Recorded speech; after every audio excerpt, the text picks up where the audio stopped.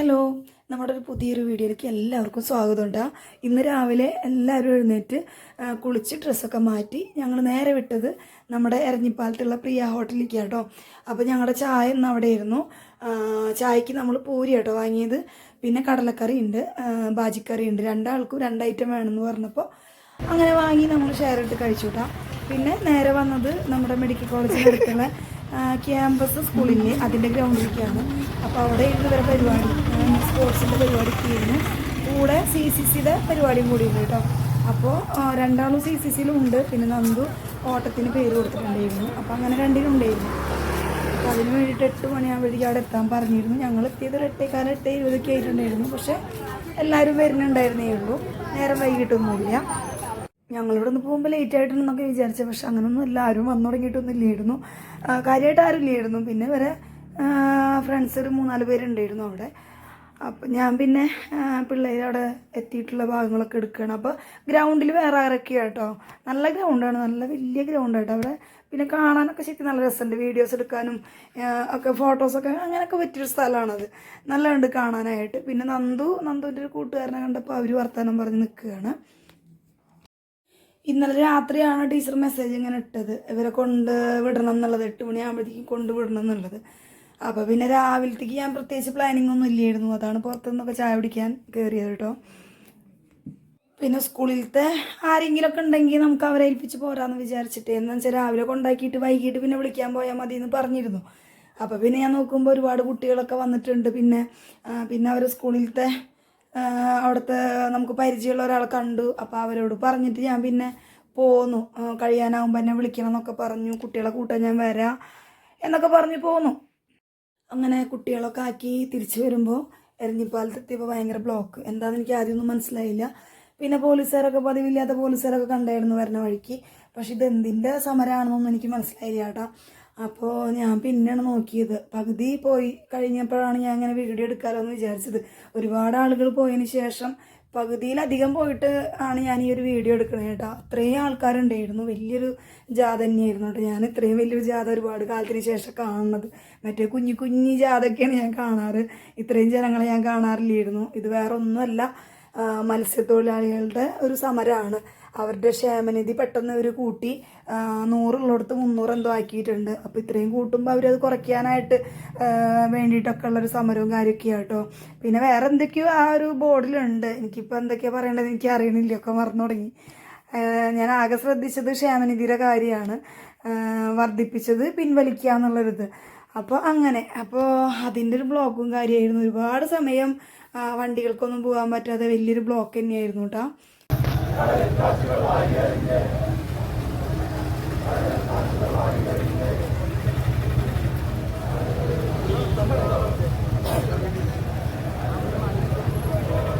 പിന്നെ കുറച്ച് നേരം വണ്ടി എടുത്ത് ഓടി. പിന്നെ എനിക്ക് ബാങ്കിൽ പോകാനുണ്ടായിരുന്നു. അതിനുശേഷം 2:30 ആയപ്പോൾ ആൻറ്റിയുടെ വീട്ടിൽ പോയി ആൻറ്റിനെ വീട്ടിലേക്ക് കൂട്ടിക്കൊണ്ടുവന്നു.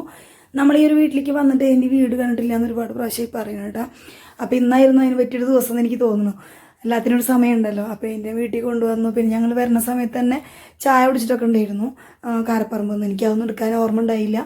പിന്നെ പോണ നേരത്തെ എൻ്റെ നമ്മുടെ ഹൗസ് ഓണറായിട്ട് സംസാരിക്കുന്ന ഒരു ഭാഗമാട്ടോ അത്. അവരറിയാണ്ട് എടുത്തതാണ്. പിന്നെ അതൊക്കെ കഴിഞ്ഞ് വീടൊക്കെ കണ്ട് എനിക്ക് ഭയങ്കര ഇഷ്ടമായി വീട്. പിന്നെ ഞങ്ങൾ തിരിച്ചു പോകാൻ നിൽക്കുക കേട്ടോ. അത് അന്നേരം പിന്നെ എനിക്കറിയാം ഞാൻ വീഡിയോ എടുക്കുന്നത്.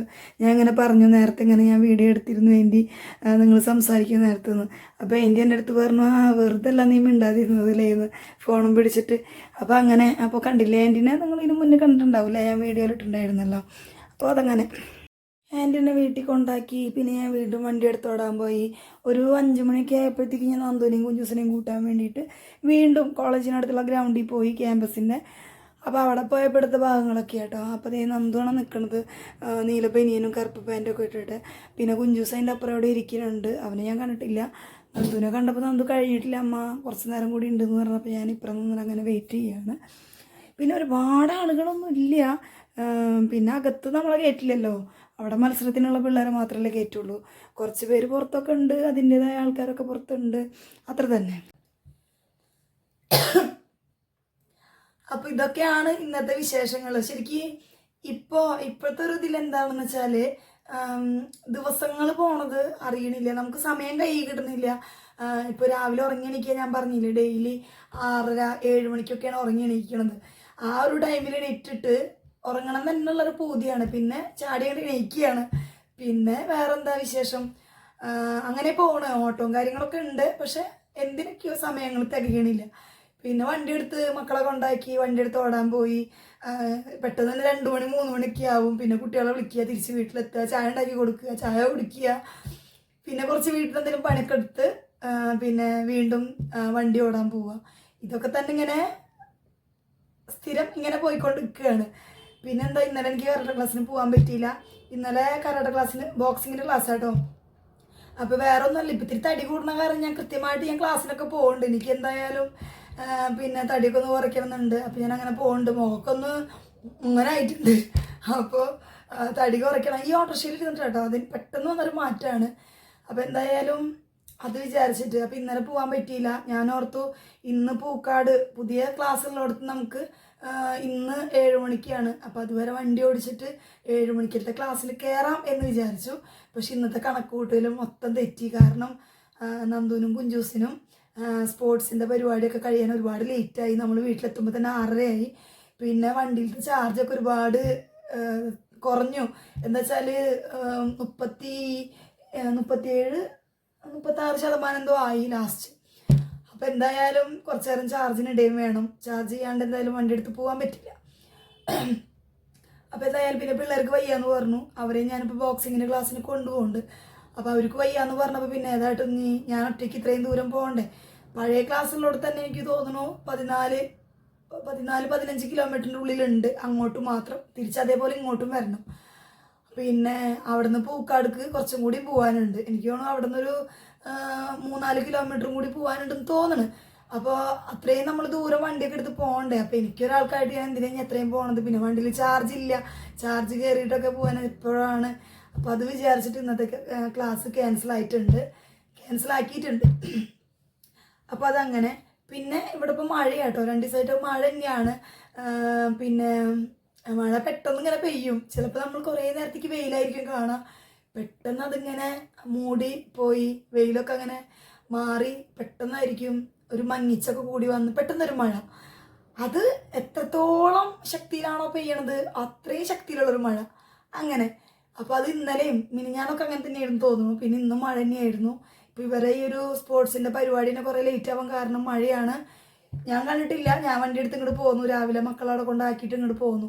5 മണിക്ക് ആകുമ്പോഴത്തേക്കും തിരിച്ച് വിളിച്ചാൽ മതി എന്ന് പറഞ്ഞത് കൊണ്ട്. അപ്പോൾ അവർ അവിടെ ചെന്നപ്പോൾ സ്കൂളിലത്തെ സ്റ്റാഫ് എന്നെ പറഞ്ഞു എൻ്റെ അടുത്ത്, പിന്നെ എന്താ ഇങ്ങനെ മഴ ആയതുകൊണ്ട് പിന്നെ കുറേ സമയത്തേക്ക് മാറ്റി വെച്ചു, അല്ലെങ്കിൽ ആ മഴ തോരണ വരെ കുറച്ച് മാറി എന്നല്ല മാറ്റി നിർത്തിയിട്ടുണ്ടായിരുന്നു കുട്ടികളെ. അതിന് ശേഷമായിരിക്കും അവർ തുടങ്ങിയിട്ടുണ്ടാവും. അപ്പോൾ അതുകൊണ്ടൊക്കെയാണ് ലേറ്റ് ആയെന്നാണ് പറഞ്ഞത് കേട്ടോ. പിന്നെ ഞങ്ങൾ വരുമ്പോഴും കഴിഞ്ഞിട്ടില്ലായിരുന്നു, നന്ദുവിൻ്റെ കഴിഞ്ഞപ്പോൾ പിന്നെ ഇങ്ങോട്ട് പോകുന്നു. അങ്ങനെയാണ് ഉണ്ടായത്. പിന്നെ നന്ദുവിനോട് ഞാൻ പറയുന്നുണ്ട് ഇങ്ങനെ വല്ല പരിപാടിയൊക്കെ ഉണ്ടാകുമ്പോൾ പ്രാക്ടീസ് ചെയ്യണം, അല്ലാണ്ട് വെറുതെ പോയിട്ട് കാര്യമൊന്നുമില്ല എന്നുള്ളത്. പിന്നെ അവനാകെ ടയേർഡായി, ശബ്ദമൊക്കെ അടഞ്ഞു. ഫ്രണ്ട്സിൻ്റെ ഒക്കെ ഒപ്പം ഇങ്ങനെ ഒച്ചയും പാടും വെള്ളമൊക്കെ ആയിട്ടായിരിക്കും. പിന്നെ കാലിനടിക്ക് വേനെടുക്കണം എന്നൊക്കെ പറയണം. വലിയ ഗ്രൗണ്ടൊക്കെയാണ്, ഒരുപാട് ദൂരം ഓടാനും പിന്നെ CCCയുടെ പരിപാടിക്കൊക്കെ നിന്നിട്ടുണ്ടായിരുന്നു. അപ്പം ഞാൻ പിന്നെ വല്ലാണ്ട് ഫോഴ്സ് ചെയ്തില്ല. ഓക്കെ പറഞ്ഞു, എന്തായാലും ഒന്ന് പോകണ്ടെന്ന് പറഞ്ഞു. അപ്പം അങ്ങനെ. പിന്നെ എനിക്ക് ഈ ഒരു ക്ലൈമറ്റ് പറ്റാഞ്ഞിട്ടാണെന്ന് അറിയില്ല, ശ്വാസം മുട്ടലുണ്ട്. ഇപ്പോൾ ഒരു 3-4 ദിവസമൊക്കെ ആയിട്ട് ശ്വാസം മുട്ടലുണ്ട്, ശബ്ദം മാറിയിട്ടുണ്ട്. പിന്നെ എനിക്ക് തന്നെ ചുമയും. രാത്രിയൊക്കെ ഞാൻ ഉറങ്ങാനൊക്കെ പണ്ടത്തെ ഒരു ഏതോ കാലമായി എനിക്ക് അങ്ങനെയൊന്നും വരാണ്ട്. പക്ഷെ ഇപ്പോൾ 2-3 ദിവസം 4 ദിവസമൊക്കെ ആയിട്ടുണ്ട് ചുമ. രാത്രി ഉറക്കത്തിൽ നിന്നൊക്കെ എണീക്കുന്നുണ്ട്. പിന്നെ ചുമയുണ്ട് നന്നായിട്ട്. പകലായാലും ഇടയ്ക്ക് എപ്പോഴും ആ ഒരു സംഭവം ഇങ്ങനെ വരുന്നുണ്ട്. അപ്പോൾ ചിലപ്പോൾ ഈ ഒരു ക്ലൈമറ്റ് ആയിരിക്കാം, പ്രതീക്ഷിക്കാത്തൊരു മഴയും തണുപ്പൊക്കെ ഇങ്ങനെ വരില്ലേ, അപ്പോൾ അതുകൊണ്ടൊക്കെ ആയിരിക്കാം. പിന്നെന്താ, തടി വെച്ചത് ഓർക്കാൻ പറ്റണില്ല. പിന്നെ ഞാൻ കഴിക്കുന്ന ഫുഡ്, ഞാൻ ഈ ഒരു അളവിലൊക്കെ തന്നെയാണ് ആദ്യം കഴിക്കല്. പക്ഷെ എൻ്റെ തടീനെ ബാധിച്ചിരുന്നില്ല. ഇനി പണ്ടത്തൊക്കെ കൂടി എല്ലാം കൂടി ഒരുമിച്ച് ഇന്നാ പിടിച്ചോ എന്ന് പറയണ പോലെ വന്ന തടിയാണോ എന്ന് എനിക്കറിയില്ല. ശരിക്കും ഈ ഓട്ടോറിക്ഷയിൽ കയറി ഇരുന്നപ്പോഴാണ് ഈ ഒരു തടി പെട്ടെന്ന് ഇങ്ങനെ കൂടി വന്നത്. എനിക്ക് തന്നെ എൻ്റെ ഒരു തടി എനിക്ക് ഉൾക്കൊള്ളാൻ പറ്റണില്ല കേട്ടോ. എനിക്ക് ഇത്രയും തടി വേണ്ട. അപ്പോൾ എന്തെങ്കിലും ഒരു ചേഞ്ച് ആക്കണം എനിക്ക്. ഞാൻ തന്നെ മെനക്കെട്ട് എന്തെങ്കിലും തടി കുറയ്ക്കണം. അത് എന്ത് ചെയ്തിട്ടെങ്കിലും തടി കുറയ്ക്കണം.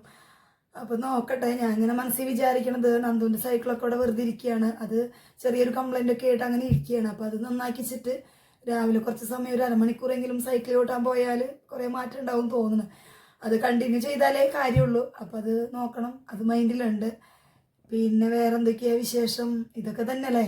അപ്പം ഇനി എല്ലാ വിശേഷങ്ങളും കൂടി ഇന്നത്തോടെ തീർക്കണില്ല പറഞ്ഞിട്ട്, ബാക്കി വിശേഷങ്ങളൊക്കെ പിന്നെയും നമുക്ക് പറയാമല്ലോ. കണ്ടിന്യൂ വീഡിയോ ചെയ്യണമല്ലോ. അപ്പോൾ അതിലൊക്കെ ഇങ്ങനെ പറഞ്ഞ് നമുക്ക് അങ്ങോട്ട് പോകാം. അപ്പോൾ എന്തായാലും ഇന്നത്തോടെ ഞാൻ ഈ ഒരു ഇന്നത്തെ വിശേഷം നിർത്തുകയാണ്. ഇനി എനിക്ക് രാത്രിയിലത്തെ ഫുഡിൻ്റെ പരിപാടിയൊക്കെ നോക്കണം. പിന്നെ കുറച്ച് അരിയല്ല മാറിപ്പോണ്, ചോറ് കുറച്ച് ഫ്രിഡ്ജിലിരിക്കുന്നുണ്ട്.